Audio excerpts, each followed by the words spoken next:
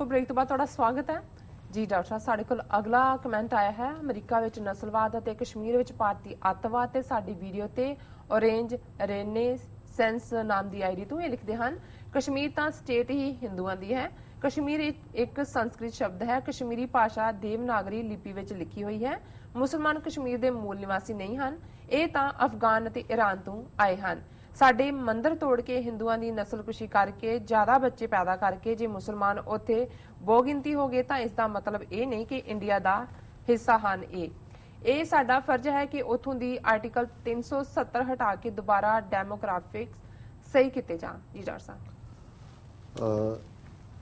ये orange renaissance वाला जो भी इन्हां दा एजेंसियां दा बंदा है जी, ये बहुत घटिया कामेंट लिखता है, आलमोस्ट मॉनीटर तो करते हैं वो लगातारता नाल, पर कई बारी मैनू ये हुंदा है कि भी इस किस्म की लिखत भी जिहड़ी है वो सामने आनी चाहिए है, जिहड़ी कि इस जहनीयत नूं दसदी है जिन्हां दे नाल कश्मीरियां दा, सिखां दा, भारत दे ईसाइयां दा, नागियां दा, दलितां दा वाह है और जिन्हां दे खिलाफ वो खलोते ने।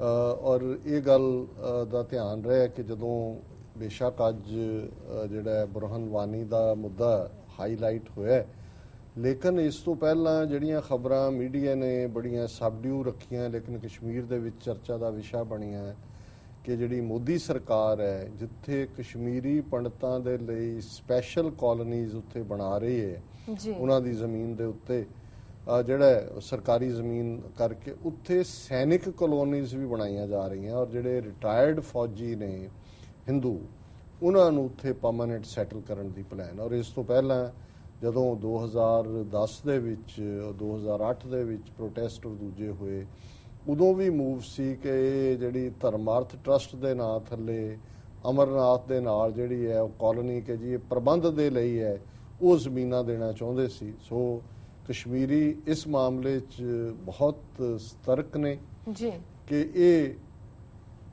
दूजियां नूं इत्थे लिया के वसा के साडी आबादी घटाना चाहते हैं। सिख तां सुत्ते हुए ने और पिछले दिनों च मेरी इंग्लैंड च किसी नाल गल हो रही सी किसी रिपोर्ट के कॉन्टैक्ट तो मैं उन्होंने कहा कि जी हिमाचल और राजस्थान पंजाब दे नाल दोनों का बॉर्डर लगता है जी, इन्हां दोनों स्टेटां ने कानून पास किए हुए ने स्टेट डोमिसाइल एक्ट जिहदे थल्ले कोई नॉन हिमाचली हिमाचल च जमीन नहीं लै सकता, कोई नॉन राजस्थानी राजस्थान च जमीन नहीं लै सकता जी।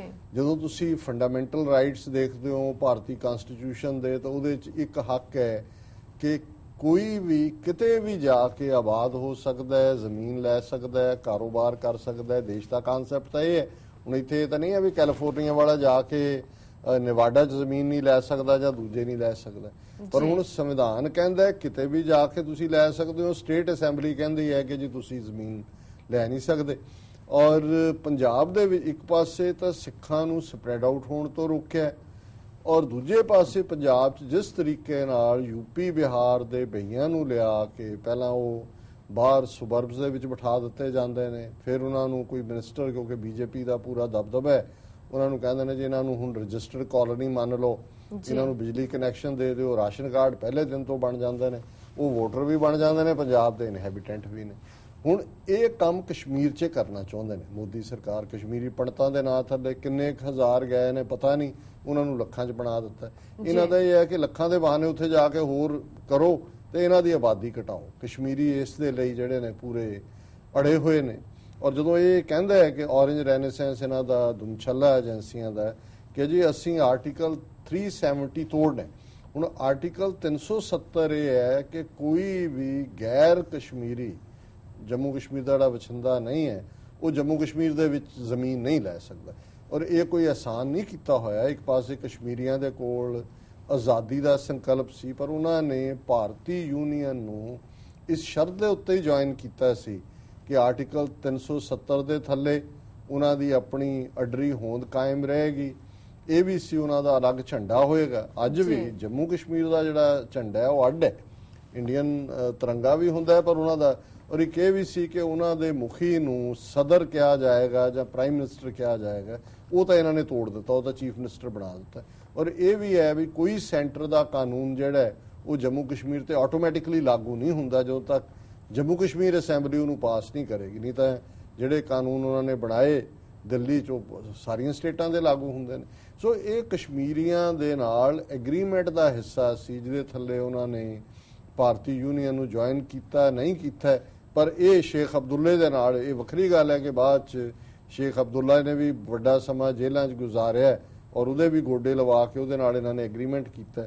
ਹੁਣ ਇਹ ਜਿਹੜਾ ਭਲਵਾਨ ਹੈ, ਭਗਵਾ ਭਲਵਾਨ, ਇਹ ਕਹਿ ਰਿਹਾ ਕਿ ਜੀ ਕਸ਼ਮੀਰ ਤਾਂ ਹਿੰਦੂਆਂ ਦਾ, ਇਹਨਾਂ ਦੀ ਜਿਹੜੀ ਜ਼ਬਾਨ ਹੈ ਕਸ਼ਮੀਰੀ ਉਹ ਤਾਂ ਦੇਵਨਾਗਰੀ। ਹਾਲਾਂਕਿ ਇਹ ਵੀ ਝੂਠ ਹੈ, ਕਿਉਂਕਿ ਜਦੋਂ ਤੁਸੀਂ, ਮੈਂ ਜਿੰਨਾ ਮੇਰਾ ਸਬੰਧ ਹੈ ਇਸ ਸਾਰੇ ਟੌਪਿਕ ਦੇ ਨਾਲ, ਕਸ਼ਮੀਰੀ ਜ਼ਬਾਨ ਜਿਹੜੀ ਹੈ, ਹੁਣ ਜਦੋਂ ਤੁਸੀਂ ਜੰਮੂ ਕਸ਼ਮੀਰ ਦੀਆਂ ਦੂਸਰੀਆਂ ਬੋਲੀਆਂ ਦੇਖਦੇ ਹੋ, ਉਸ ਦੇ ਵਿੱਚ ਮੀਰਪੁਰੀ ਹੈ, ਪੁੰਛੀ ਹੈ, ਇਧਰ ਡੋਗਰੀ ਹੈ, ਇਹ ਸਾਰੀਆਂ ਪੰਜਾਬੀ ਦੀਆਂ ਉਪਭਾਸ਼ਾਵਾਂ ਨੇ ਜੀ। ਲੇਕਿਨ ਔਰ ਮੈਨੂੰ ਸ਼ੌਕ ਹੈ ਲਿੰਗੁਇਸਟਿਕਸ ਦੇ ਫੀਲਡ ਦਾ, ਮੈਂ ਕਈ ਵਾਰ ਕਸ਼ਮੀਰੀ ਜ਼ਬਾਨ ਉਹਨਾਂ ਦੇ ਗੀਤ ਸੁਣਨ ਦੀ ਕੋਸ਼ਿਸ਼ ਕਰਦਾ। ਦੂਜਾ ਉਸ 'ਚ ਕੁਛ ਪੱਲੇ ਨਹੀਂ ਪੈਂਦਾ, ਕਿਉਂਕਿ ਕਸ਼ਮੀਰੀ ਜ਼ਬਾਨ ਉਹਨਾਂ ਦੀਆਂ ਜਿਹੜੀਆਂ ਈਵਨ ਉਹਨਾਂ ਦਾ ਕਲਚਰ ਵੀ ਹੈ ਵਿਦਨ ਜੰਮੂ ਕਸ਼ਮੀਰ ਵੀ, ਜਿਹੜਾ ਕਸ਼ਮੀਰ ਵਾਦੀ ਦਾ ਕਲਚਰ ਹੈ ਉਹ ਬਾਕੀਆਂ ਨਾਲੋਂ ਬਿਲਕੁਲ ਅੱਡ ਹੈ।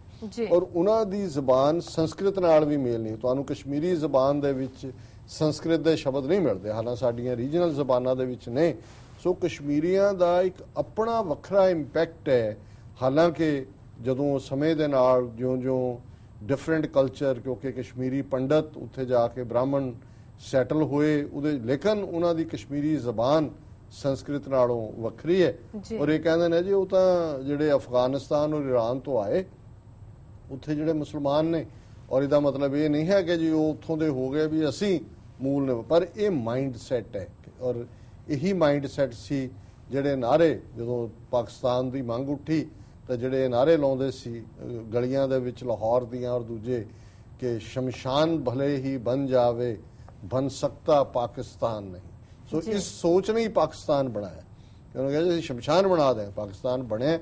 ਔਰ ਫਿਰ ਇਹੀ ਉਹ ਸੋਚ ਹੈ ਜਿਹੜੀ ਇਹ ਕਹਿੰਦੀ ਹੈ, ਜਿਹੜੇ ਨਾਰੇ ਅੰਮ੍ਰਿਤਸਰ ਦੇ ਸ਼ਹਿਰਾਂ ਦੀਆਂ ਗਲੀਆਂ 'ਚ ਸੀ ਕਿ ਕੱਛ ਕੰਗਾ ਕੜਾ ਕਿਰਪਾਨ ਇਨਕੋ ਭੇਜੋ ਪਾਕਿਸਤਾਨ, ਕਿ ਭਈ ਇਹਨਾਂ ਨੂੰ, ਔਰ ਸਿਗਰਟ ਬੀੜੀ ਪੀਏਂਗੇ ਸ਼ਾਨ ਕੇ ਸਾਥ ਜੀਏਂਗੇ। ਹੁਣ ਇਹ ਜਿਹੜਾ, ਔਰ ਇਹ ਇਸ ਜਵਾਬ ਸੀ ਕਿ ਅੰਮ੍ਰਿਤਸਰ ਨੂੰ ਪਵਿੱਤਰ ਸ਼ਹਿਰ ਦਾ ਦਰਜਾ ਦਿੱਤਾ ਜਾਏ, ਉਹਦੇ ਵਿਰੋਧ ਦੇ ਵਿੱਚ ਇਹਨਾਂ ਦੀ ਇਹ ਲਾਈਨ ਸੀ। ਸੋ ਹਾਂ, ਹੁਣ ਜਿੰਨਾ ਕਿ ਕਸ਼ਮੀਰੀਆਂ ਤੇ ਜ਼ਬਰ ਕਰ ਰਹੇ ਨੇ, ਔਰ ਇਹ ਕਮੈਂਟ ਆ ਰਹੇ ਨੇ ਕਿ ਵੀ ਠੀਕ ਹੈ ਫੌਜ ਮਾਰ ਰਹੀ ਹੈ, ਜ਼ਖਮੀ ਕਰ ਰਹੀ ਹੈ, ਅਲਟੀਮੇਟਲੀ ਕੰਟਰੋਲ ਕਰ ਲਏਗੀ। ਲੋਕਾਂ ਦੇ ਸਾਹਮਣੇ ਕਿੰਨੀ ਕੁ ਦੇਰ ਬੰਦ ਰਹਿੰਦੇ ਨੇ ਜਾਂ ਪ੍ਰੋਟੈਸਟ ਹੁੰਦੇ ਨੇ, ਪਰ ਉਹ ਕਹਿੰਦੇ ਨੇ ਕਿ ਵੀ ਹਰ ਚੱਲੀ ਗੋਲੀ ਕਸ਼ਮੀਰੀ ਦਿਲ ਨੂੰ ਹੋਰ ਭਾਰਤ ਤੋਂ ਲਾਂਭੇ ਕਰ ਰਹੀ ਹੈ। ਉਹਨਾਂ ਨੇ ਕਿਹਾ ਵੀ ਬੇਸ਼ੱਕ ਫੌਜ ਨੇ ਉੱਥੇ ਫਿਜ਼ੀਕਲ ਕੰਟਰੋਲ ਰੱਖਿਆ ਹੋਇਆ ਹੈ, but they have lost the battle in the hearts of Kashmiris, ਕਿ ਕਸ਼ਮੀਰੀਆਂ ਦੇ ਦਿਲਾਂ ਦੇ ਵਿੱਚ ਉਹ ਆਪਣੀ ਥਾਂ ਗਵਾ ਚੁੱਕੇ ਨੇ। ਸੋ ਹੁਣ ਇਹ ਭਗਵੇ ਭਲਵਾਨ ਕਿਸ ਹੱਦ ਤੱਕ ਜਾਣਗੇ, ਇਹ ਕਿਸੇ ਵੀ ਹੱਦ ਤੱਕ ਜਾਣਗੇ, ਪਰ ਇਹਨਾਂ ਨੂੰ ਇਹ ਫਿਰ ਭੁੱਲ ਜਾਂਦਾ ਹੈ ਕਿ ਵੀ ਜਿਹੜੀ ਇਸਲਾਮਿਕ ਸਟੇਟ ਨੂੰ ਇਹਨਾਂ ਦੀਆਂ ਕੰਪਨੀਆਂ ਉਹ ਭੇਜ ਰਹੀਆਂ ਨੇ, ਜੇ ਉਹਨਾਂ ਨੇ ਇਧਰ ਵੱਲ ਮੂੰਹ ਕਰ ਲਿਆ ਤੇ ਫਿਰ ਇਹ ਸਾਰੇ ਜਿਹੜੇ ਭਾਰਤ ਮਾਤਾ ਕੀ ਜੈ ਕਰਨ ਵਾਲੇ ਨੇ, ਇਹਨਾਂ ਨੇ ਤਾਂ ਤੁਰੇ ਜਾਂਦੇ, ਕਿਤੇ ਸਾਈਕਲ ਦਾ ਪਟਾਕਾ ਪੈ ਜਾਏ ਤੇ ਇਹ ਦੌੜ ਜਾਂਦੇ ਨੇ ਚੀਕਾਂ ਮਾਰਦੇ ਕਿ ਵੀ ਚੱਲ ਗਿਆ ਬੰਬ। ਇਹ ਕਿਵੇਂ ਕਰਨਗੇ ਉਸ ਸਾਰੇ ਨੂੰ? ਸੋ ਲੇਕਿਨ ਮੈਂ ਇਹ ਜ਼ਰੂਰ ਸ਼ਾਮਲ ਕੀਤਾ ਇਸ ਈਮੇਲ ਨੂੰ ਇਹ ਜ਼ਹਿਨੀਅਤ ਦੱਸਣ ਲਈ ਕਿ ਇੱਕ ਪਾਸੇ ਲੋਕ ਜੀਵਨ ਮੌਤ ਦੀ ਲੜਾਈ ਲੜ ਰਹੇ ਨੇ, ਔਰ ਜਿਹੜੀ ਹਿੰਦੂਤਵਾ ਜ਼ਹਿਨੀਅਤ ਹੈ ਉਹ ਕੀ। ਜੀ ਨਾ ਸਾਥ ਲੈਣਾ ਬ੍ਰੇਕ। ਵਿਊਅਰਸ ਤੁਸੀਂ ਕਿਤੇ ਨਹੀਂ ਜਾਣਾ, ਮਿਲਦੇ ਹਾਂ ਆਫਟਰ ਦਿਸ ਸ਼ਾਰਟ ਬ੍ਰੇਕ।